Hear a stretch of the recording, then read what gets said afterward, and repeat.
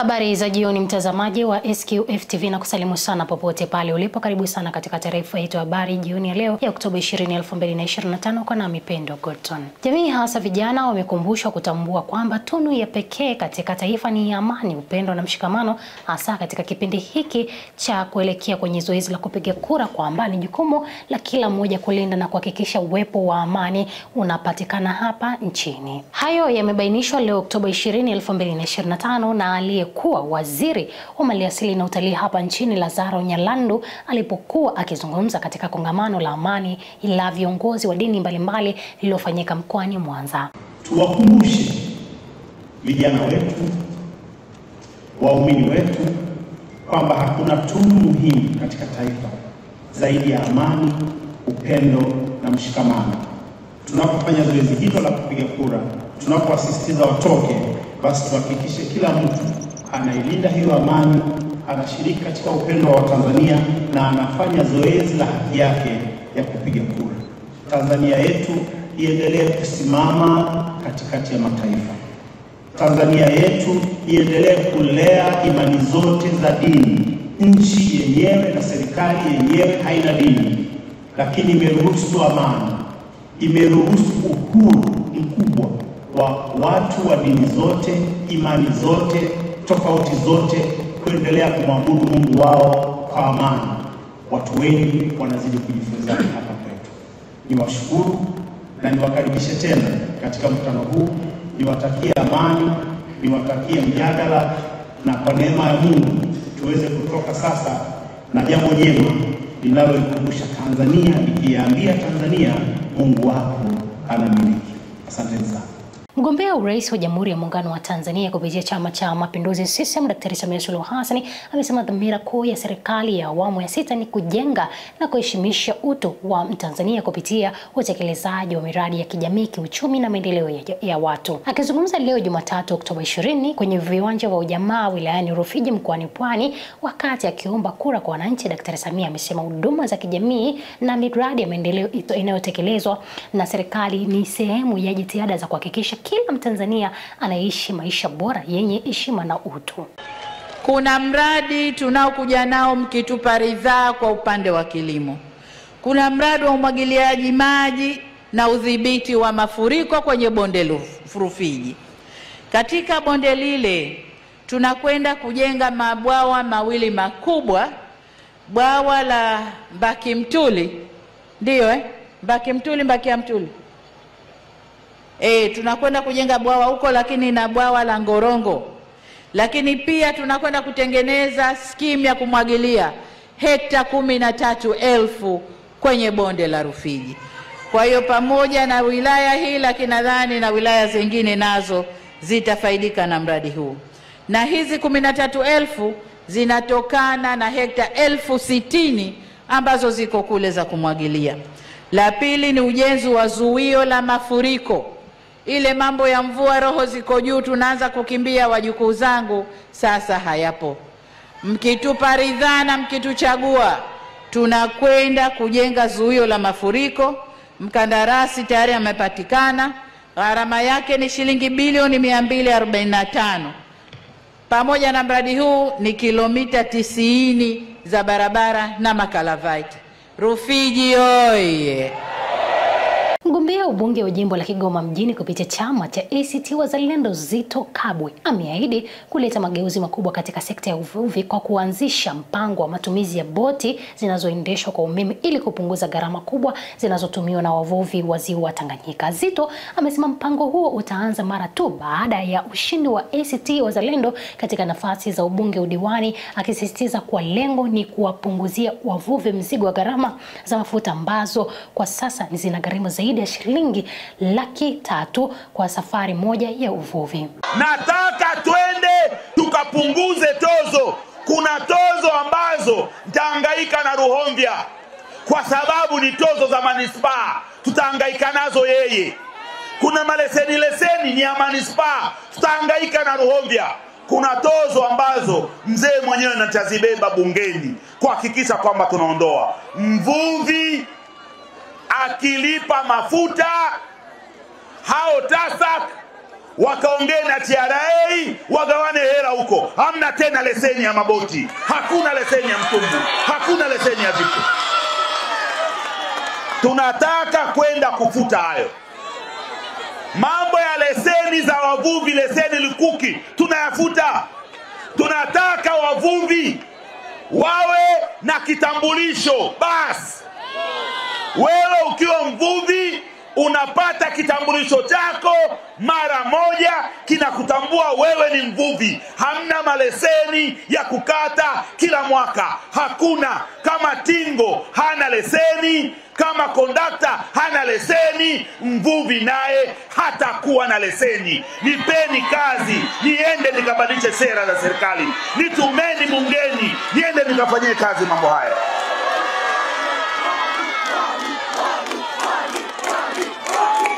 Asanteni.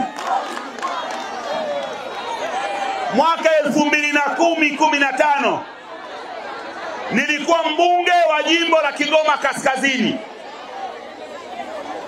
Nilipokuwa mbunge nikapata uzoefu wa baadhi ya maeneo duniani kwamba wameachana na matumizi ya karabai kwenye kuvua, na kwamba sasa wanatumia taa za sola kwenye kuvua.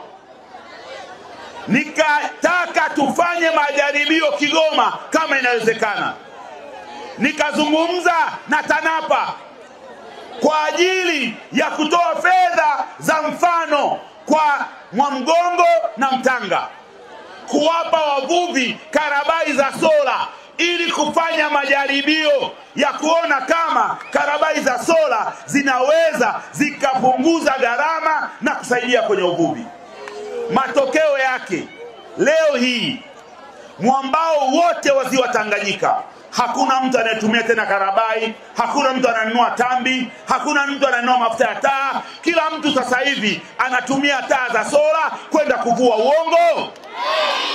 Kuna mtu hapa Kibirizi anatumia tena karabai? Si wote wanatumia sola?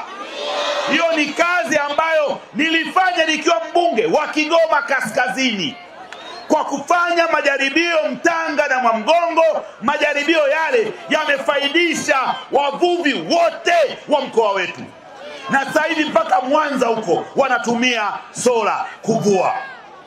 Nataka niwaambie, mkinichagua kuwa mbunge wa jimbo hili na mkanipa manispaa, mkanipa madiwani kwenye kata zote 19 za manispaa hii, hapa Kibirizi mkanipa Ruhomvya akawa diwani wa kata hii, wavuvi nawapa ahadi, nataka twende tukafanye kazi ya kuona namna gani ambavyo tutaweza kutumia mashine za boti za kutumia umeme badala ya kutumia mafuta ili kupunguza gharama za uvuvi. Hivi sasa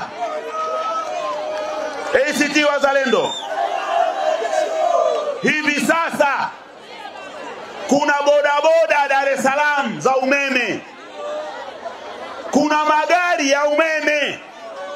Inawezekana kabisa tukawa na mashine za boti za umeme. Naomba mnipe hii kazi. Nitakwenda China, nitakwenda Japani, nitakaa na makampuni yanayotengeneza mashine za boti, tutatengeneza mpango, tutakuja kufanya majaribio. Ikifanya kazi, tutawapunguzia gharama wavuvi, tutaleta mashine za boti za umeme, tutaachana na mafuta na gharama zenu zitakuwa ndogo sana. Naombeni mnitume niende bungeni, nikawe mwakilishi wenu, tuweze kufanya kazi ya kuleta maendeleo hayo. Mkuu wa mkoa wa Kilimanjaro Nurdin Babo amesema mkoa huo umejiandaa kwa kuhakikisha uchaguzi mkuu unaotarajiwa kufanyika Oktoba 29, 2025 unafanyika kwa amani na utulivu. Amesema maandalizi yote muhimu yamekamilika, ikiwemo mikakati ya kudumisha usalama, kutoa elimu kwa wananchi na kuimarisha ushirikiano kati ya vyombo vya ulinzi na usalama pamoja na wadau wa uchaguzi. Rais Babu ameyasema hayo akizungumza na waandishi wa habari ofisini kwake akiwa amepatana na wajumbe wa kamati ya ulinzi na usalama ya mkoa huo. Na nyinyi si ndio mnapeleka habari? Nataka mkawaambie kwamba tunataka wananchi wa Kilimanjaro wakapige kura kwa amani na utulivu. Sasa kama kuna mtu mwingine atajitokeza, basi tutamuona. Mnanielewa vizuri? Kama kuna mtu kajipanga, ana misuli mizuri mikubwa, basi tutamuona huko mbele ya safari. Lakini sisi nilichowaitia ni kuwashua wa Tanzania na hasa wa mkoa wa Kilimanjaro kwamba uchaguzi utakuwa wa amani na utulivu mkubwa, na haijapata kutokea katika mkoa huu. Utaratibu uko wazi na umeshazungumzwa na Tume Huru ya Uchaguzi. Kina mama wajawazito, wazee, watu wenye ulemavu wakifika kwenye vituo vya kupiga kura, wao ndio watapewa nafasi ya kwanza kabla ya watu wengine. Kwa hiyo hilo litafanyika na tumeshaelekeza kwenye mkoa wetu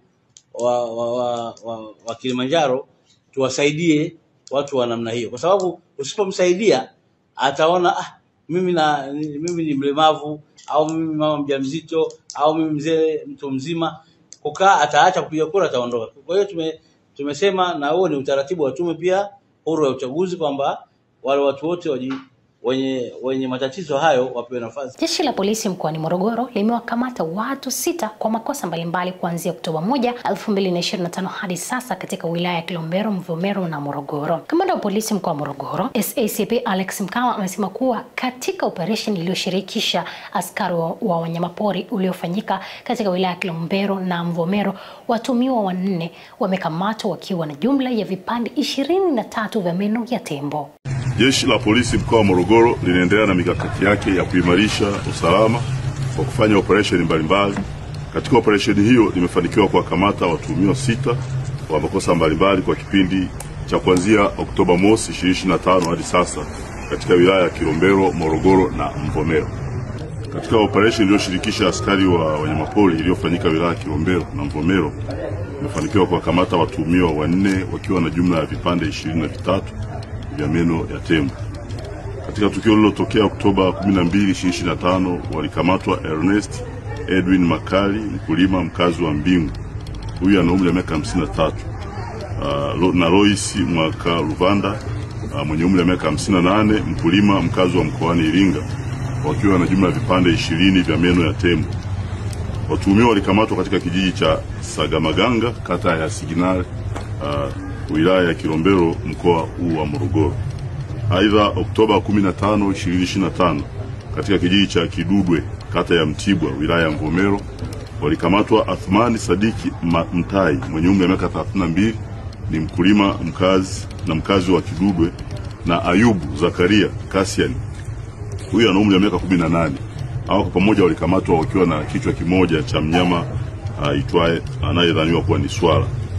Vile vile mnamo Oktoba 13, 2025, katika kitongoji cha Kimbwala, kijiji cha Kisaki, wilaya ya Morogoro, alikamatwa mtu mmoja aitwaye Mongota Rugwasha Jisabu, mwenye umri wa miaka 27, mkazi wa Kimbwala. Huyu alikamatwa akiwa na vipande 3 vya meno ya tembo. Jeshi la polisi linawashukuru sana wananchi ambao wanaendelea kushirikiana na polisi katika kutoa taarifa za uhalifu na wahalifu. Aidha, linawataka watu wote kuacha vitendo vya uvunjifu wa amani, hasa wakati huu tunapojiandaa kutekeleza zoezi la kikatiba la kupiga kura Oktoba 29, 2025, kuwachagua rais, wabunge pamoja na madiwani. Na mtazamaji, huu ni mwisho wa taarifa ya habari. Nikushukuru sana kuchagua na kutazama SQF News jioni ya leo kupitia studio zetu zilizopo hapa ACC jijini Arusha. Nazidi kukukumbusha huduma ya ambulance kuanzia Novemba 1 itakuwa inapatikana kupitia namba hizo hapo, unapiga bure kabisa, tutakuhudumia popote pale utakapokuwepo. Lakini pia tunakuwa na marathon yetu, SQF Marathon, ambapo itafanyika kule Zanzibar tarehe 21 Disemba. Jisajili sasa kwa shilingi 35,000 tu. Kwa niaba ya wale wote walioshiriki kuandaa matangazo haya jioni ya leo. Ulikopo na Mipendo Gorton, nikutakie jioni iliyokuwa njema. Bye kwa sasa.